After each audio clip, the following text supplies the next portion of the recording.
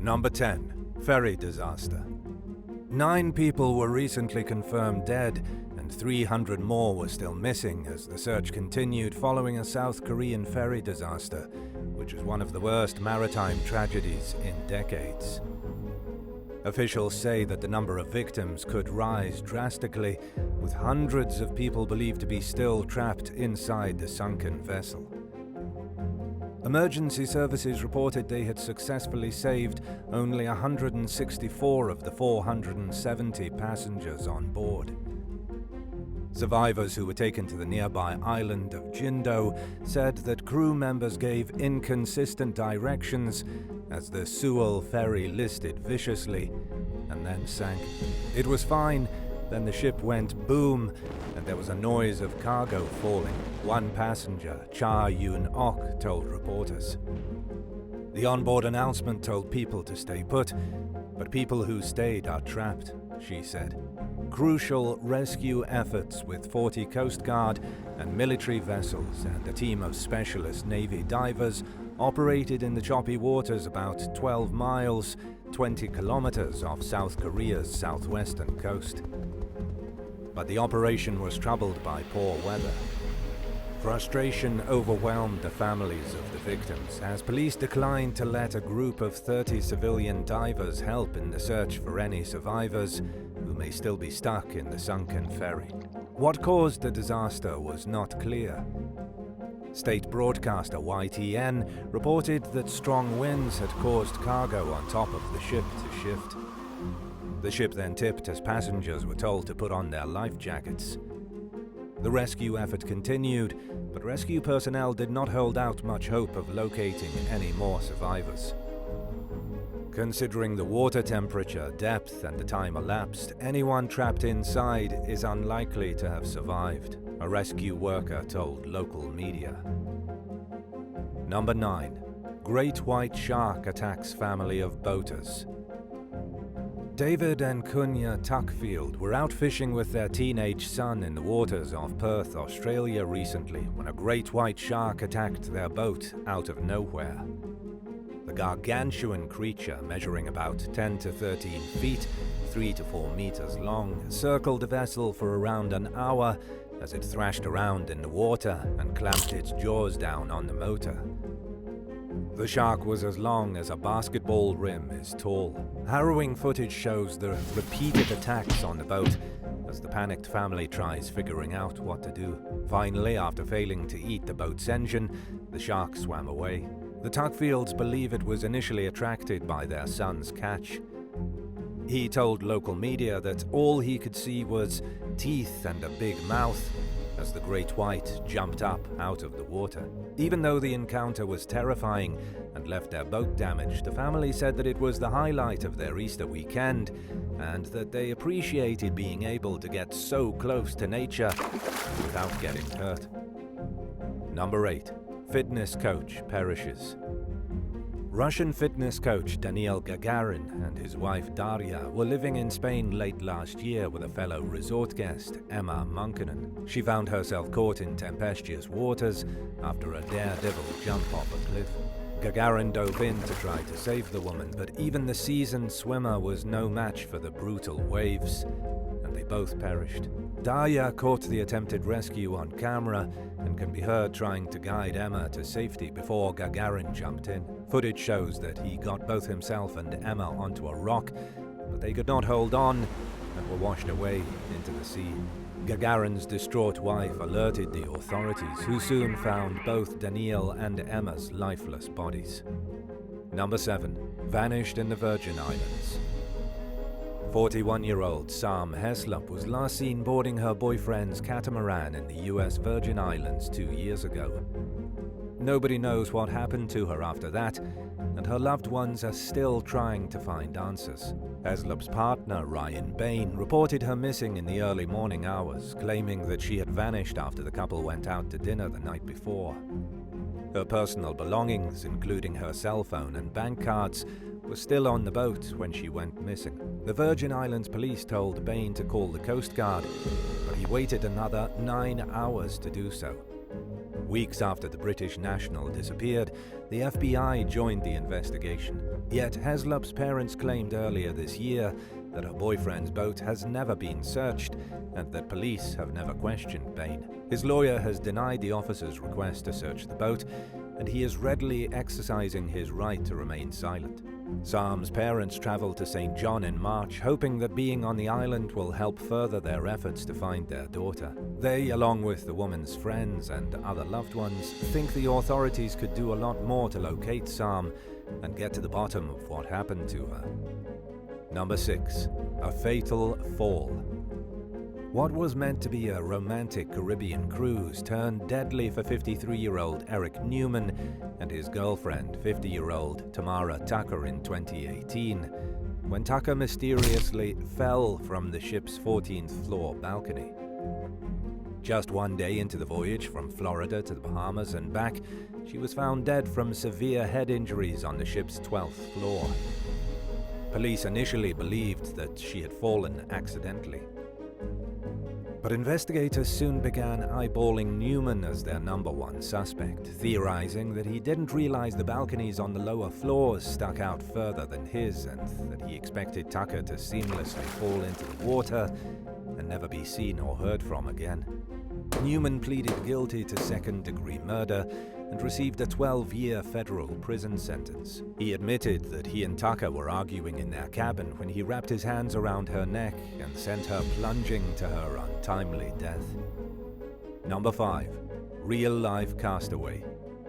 In late 2012, a fisherman named Salvador Alvarenga departed from western Mexico with his co-worker, 23-year-old Ezequiel Cordoba, with plans to spend 30 hours out on the Pacific in his 25-foot, 7.6 meters fishing boat. They encountered a storm that lasted 5 days and blew the small vessel off its planned course, damaging its motor, electronics, and other equipment in the process. With no anchor, sails, or oars, the boat drifted aimlessly. Meanwhile, the men had no choice but to dump the 1,100 pounds, 500 kilograms of fish they had caught. They were left with minimal food and supplies as they fought for survival and hoped for a miracle. A search party gave up on finding Alvarenga and Cordoba after 2 days. They caught and ate fish, turtles, birds, and jellyfish with their bare hands. They caught rainwater when they could, but mostly drank turtle blood and their own urine. Cordoba reportedly died 4 months into the journey. He had given up hope of rescue and was sickened by the raw sea creature Alvarenga caught, trying to help them survive. For 6 more days, Alvarenga sat and conversed with Cordoba's decomposing corpse. Finally, he snapped out of it. Making good on his promise not to eat his friend's body, he threw Cordoba's remains overboard. In early 2014, after 438 days at sea, Alvarenga spotted land. He swam ashore and approached a couple outside their home. Unbeknownst to him, he was in the Marshall Islands. Aside from being dehydrated and malnourished and needing help walking, his physical health surprisingly hadn't suffered too much. But the psychological trauma was another story, and Cordoba's family accused Alvarenga of eating the young man's remains and sued him for $1 million, as if he hadn't already been through enough. Number 4. An unplanned absence.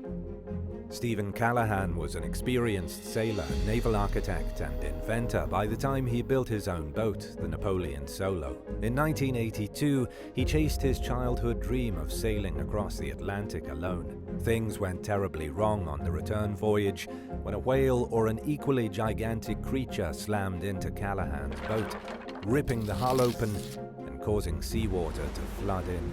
Callahan knew Napoleon Solo was going to sink. He gathered what supplies he could and boarded his inflatable raft with just a few days' worth of food and water. By then, he was all by himself in the middle of the Atlantic, 800 miles, 1,287 kilometers west of the Canary Islands and drifting eastward. The lone survivor used a spear gun to catch fish and produced a pint of fresh drinking water daily using a solar still. He passed many ships over the coming weeks, but failed to get any of their attention. As he drifted further into tropical waters, Callahan suffered from worsening dehydration, saltwater sores, and constant hunger and thirst. At one point, his raft ripped, and he struggled to keep it afloat. He was on the verge of giving up and letting death take its natural course when his will to live suddenly kicked in and motivated him to fix the raft. Finally, after 76 days lost at sea and drifting some 1,800 miles, 2,900 kilometers, some fishermen spotted Callahan in the waters off the Caribbean island of Guadeloupe. He had lost a third of his weight, was too weak to walk properly, and was covered in sores, but was mostly okay, and left the hospital that day. In the years following his rescue, he designed an inflatable life raft that's better equipped for long-term survival than the one he was stuck with. Number 3. Tenacious Trio. Having grown up on the remote South Pacific island of Tokelau, teenagers Filo Filo, Etwani, Nassau, and Samu Palesa were experienced sailors at a young age. One day in 2010, they set out on a 12-foot, 3.7 meters metal boat and soon became disoriented as they drifted further and further out to sea. The boys only had 2 days' worth of water, leaving them with no choice but to collect rainwater and hope it was enough to keep them hydrated as the days passed. After a few weeks, they became hungry enough to catch and eat a bird. Their community assumed they were dead after going a month hearing no news and held a memorial service. Little did anyone know, the teens were still alive, but barely. They were starving, dehydrated, and suffering from the extreme effects of exposure. The boys became so thirsty that they began drinking seawater, which, as anyone in the right state of mind knows, is only a way to make death happen faster. They were likely days or even hours away from dying when, after spending 50 days out at sea, the captain of a fishing boat spotted them between Samoa and Fiji, 500 miles, 805 kilometers from where they had vanished. The Good Samaritan took the boys onto his boat, put them into his beds, and immediately began administering first aid. Their bodies could only handle nourishment in small doses, but within hours, they were eating small pieces of bread. The fisherman, Ty Fredrickson, later told CNN that the teens were mentally strong despite their ailing physical condition. He said that they were happy to be rescued and were in good spirits as they socialized with the crew. They were taken to a hospital and then welcomed back into their overjoyed community, who had expected to never see them again and had started grieving.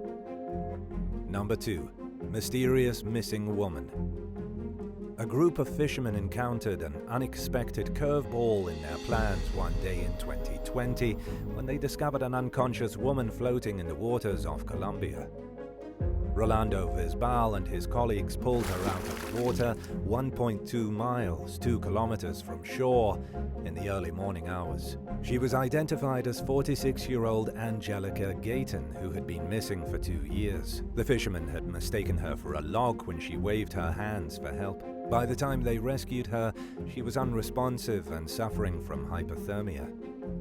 Authorities estimated Gayton had been adrift in the water for around 8 hours. Visbal almost didn't go out fishing that day after running into issues with his boat's engine. Luckily for Angelica, he did, or she might not be alive today. But the circumstances of her disappearance and how she ended up in the water are somewhat unclear. Local media spoke with the woman's estranged family, who said that Angelica suffered from mental health issues, including extreme paranoia and anxiety. They hadn't communicated with her since she went missing. Gayton's daughter, Paula Castablanco, told El Heraldo that she believed her mother had experienced a severe trauma during her disappearance and that it might explain why she ended up adrift at sea. After being rescued, Angelica was taken to a hospital where she reportedly claimed that she had tried to end her life because of domestic violence. Her family disputed these claims while detectives worked to uncover the details of what exactly happened during Angelica's 2-year absence. Number 1. Suspicious Sailors. Jennifer Appel and Tasha Fuava were sailing from Hawaii to Tahiti with their dogs in 2017 when their boat encountered bad weather, causing the engine to blow. They tried to reach Tahiti using their sails, but their mast broke, leaving them lost at sea. The pair began making distress calls 2 months into their voyage when they were scheduled to arrive in Tahiti. They were too far from land for their boat to be detected, and there were no nearby vessels. Appel and Fuiva called for help for the next 98 days as they hopelessly awaited rescue. Finally, after over 4 months adrift, a Taiwanese fishing vessel spotted their boat 900 miles, 1,448 kilometers off the coast of Japan, and brought them to safety. But to many, the details of the harrowing survival story didn't add up. The women never turned on their emergency beacon. Appel later claimed that this is because she was taught not to use it unless the boat's occupants were in imminent danger or could die within 24 hours. Many found it odd that she didn't consider the situation serious enough to use it. Retired Coast Guard officer Philip R. Johnson, who ran the search and rescue, said that the pair would have been found within minutes if they had activated the beacon. Appel and Fuava also claimed to have encountered a deadly storm, but no such weather event had happened at the time or place they specified. They accused a Taiwanese fishing vessel that towed them of damaging their boat, which was deemed unseaworthy and left adrift after the rescue. And while it may mean nothing suspicious, the women had packed a year's worth of food and were in good health when they were found. Regardless of the circumstances, it appears as though any investigations into the matter went nowhere and that Appel and Fuava moved on with their lives. Thanks for watching. Would you rather be adrift at sea for 2 weeks or arrive at work to find out that your least favorite ex had joined the team? Let us know in the comments below.